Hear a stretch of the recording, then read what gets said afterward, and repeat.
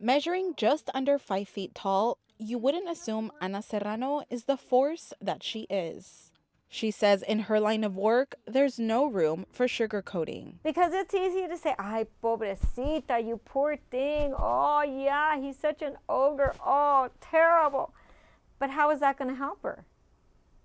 You're keeping her or him in that place of feel sorry for me. Serrano is the founder of the Vista nonprofit Las Valientes, or the Brave Ones. The organization helps men and women through legal issues that allow them to leave abusive relationships and thrive. She has been running the program for 22 years after her own experience with an abusive partner. When I was going through the abuse, I had no clue there was even help out there. I didn't know. Even after my ex-husband put me in the hospital, I still went back to him. I didn't know there was help. She says that's the case for many men and women, especially when language is a barrier. They don't know where to go.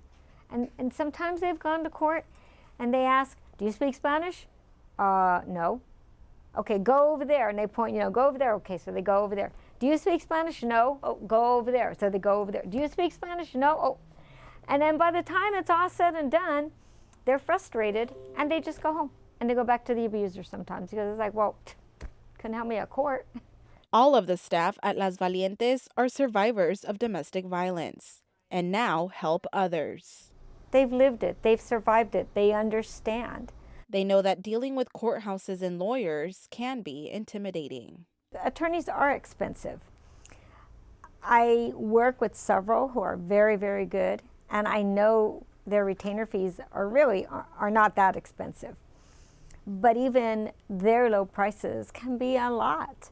We've seen the need out there. Las Valientes fills that need and has helped thousands of women like Maria Isabel Montes. Y es la cultura que le inculcan a uno desde chico. Our culture instills in us that marriage is forever, but it's not. It's really not. It's forever when it's a healthy relationship, when there's respect among each other and one helps the other. But when that's missing, the healthiest thing is to cut ties.